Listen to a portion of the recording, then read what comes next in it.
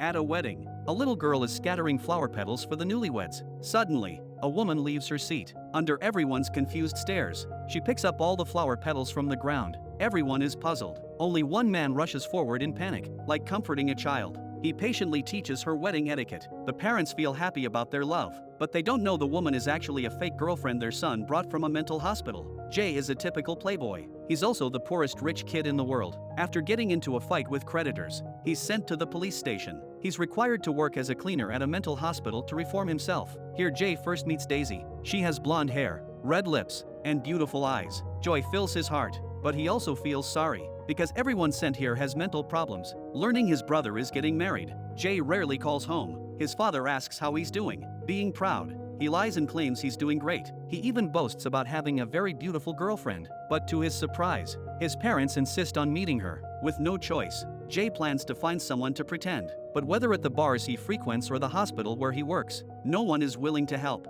That night, Jay worries about his lie. Suddenly he hears a girl scream from a patient room. Walking into the room, he sees a man bullying the girl. He grabs the man and knocks him down with one punch. This scares Daisy, who keeps apologizing even though she's the victim. Jay comforts her and tells her she did nothing wrong. After calming Daisy down, Jay prepares to leave, but unexpectedly, Daisy follows him out. She wants to leave with Jay, but she's a patient, and Jay doesn't want to take her. Jay asks her why she's not wearing shoes. Daisy explains that shoes hurt her feet. Jay demands she go back immediately, but then Daisy suddenly becomes short of breath. Jay panics and quickly calms her emotions. He hands her some money and turns to leave, but after just a few steps, he stops, looking at Daisy's hopeful and confused face. Jay's heart softens. He plans to contact Daisy's family and friends, but he discovers she has no one. Just when he's at a loss, Jay thinks of something. Isn't this a ready-made girlfriend?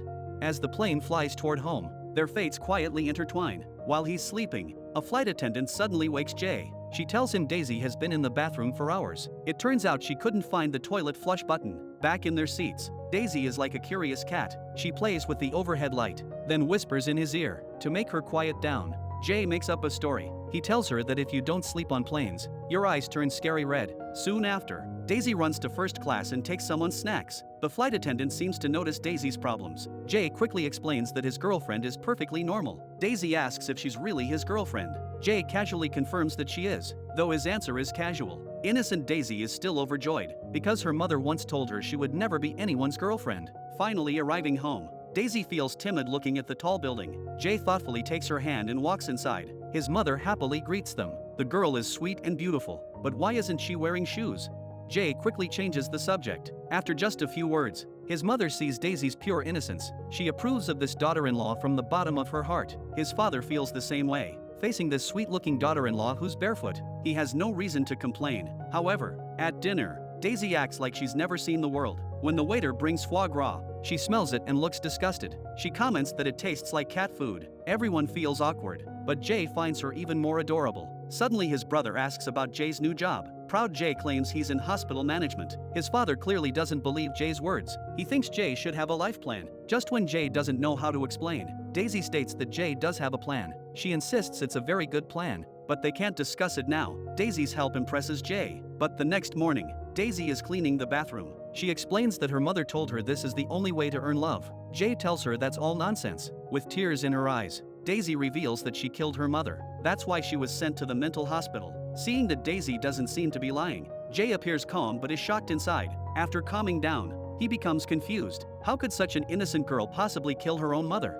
On his brother's wedding day, Daisy wears silver heels with a golden dress. She radiates nobility and elegance from within. Jay can't help but stare in fascination. At the reception after the ceremony, everyone dances elegantly, but Daisy dances wildly with her hands and feet. This makes Jay laugh. In conversation, he learns Daisy never went to school. She learned dancing from watching TV. He patiently teaches Daisy how to dance. After Jay leaves, his father invites Daisy to dance. He knows his son has been lying and wants to find out the truth through Daisy. Under his constant questioning, Daisy suddenly becomes short of breath again. Jay rushes over to help her up, ready to take her away. But his father sees something wrong with Daisy and asks who she really is. Jay finally puts down his stubborn pride and tells the truth. He reveals he's a cleaner at a mental hospital as part of his probation. He admits Daisy is a patient. With the lie exposed, there's no need to continue the act. Jay steals his father's RV and heads back. At the station, Jay makes an excuse about making a phone call and leaves. He gives Daisy some money. Daisy sees that Jay wants to leave but chooses to trust him. Jay agrees readily but turns around and drives away. Daisy waits from day until night. There are few people left in the station. When staff ask questions, Daisy still holds on to hope. She doesn't believe Jay would abandon her. Meanwhile, Jay receives a call from the mental hospital doctor. The doctor tells Jay that Daisy has been locked in a room by her mother almost her whole life. He explains she lacks basic social awareness and coping skills. The doctor insists he must bring her back immediately. After hanging up, Jay thinks about Daisy's previous behaviors. She really is as innocent as a blank sheet of paper. Looking at Daisy's forgotten shoes beside him, Jay's heart softens. At this moment, he doesn't know Daisy has already entered his heart. Looking at the clock behind her, Daisy feels lonely and sad. It seems Jay won't come back. She walks barefoot on the cold tiles, choking back tears. She asks the front desk to help her get home. But just then, Jay quietly appears behind her. Daisy cries with joy. All the waiting was worth it. Under bright sunshine, they hit the road again. During a rest stop, Jay naturally takes Daisy's hand. After simply buying some food and leaving the supermarket, they're spotted by police. It turns out Jay escaped during parole and took a hospital patient. The police have been chasing them. Facing the approaching police cars, Jay is extremely nervous, but innocent Daisy waves at them from behind.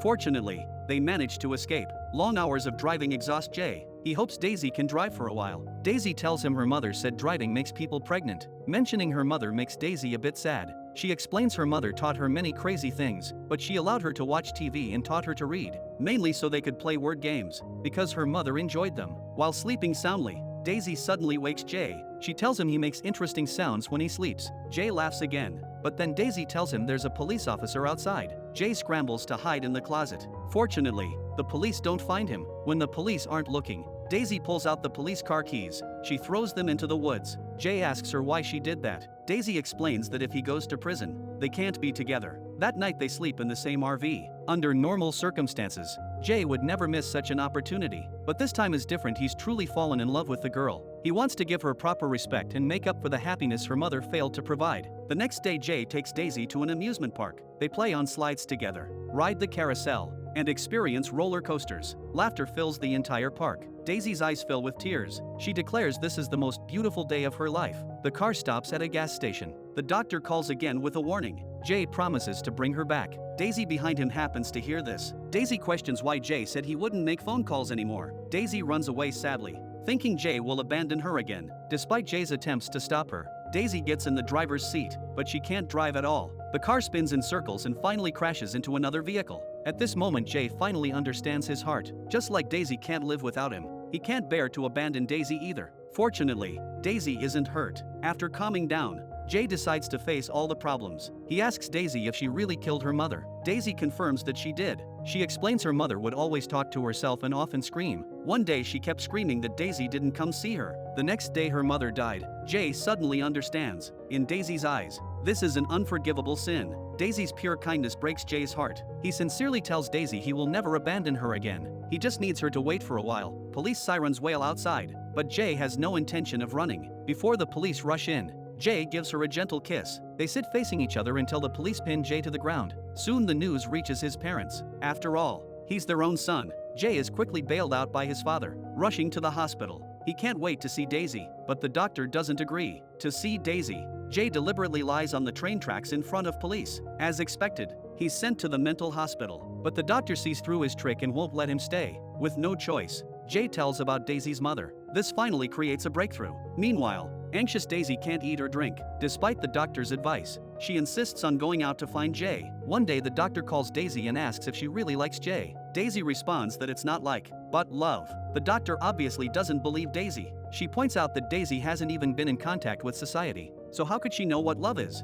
But Daisy asks if the doctor has ever been in love. The doctor mentions she was married. Daisy is perceptive and immediately sees the regret on her face. Daisy observes that the doctor still loves her ex-wife. She states that when love happens, you know it's not something else. The doctor's heart is somewhat moved. Packing her clothes, Daisy's eyes are full of joy she can't hide. Opening the door, she's still barefoot. Jay slowly walks toward her from across the hall. The sunshine outside is perfect, and two warm hearts finally come together.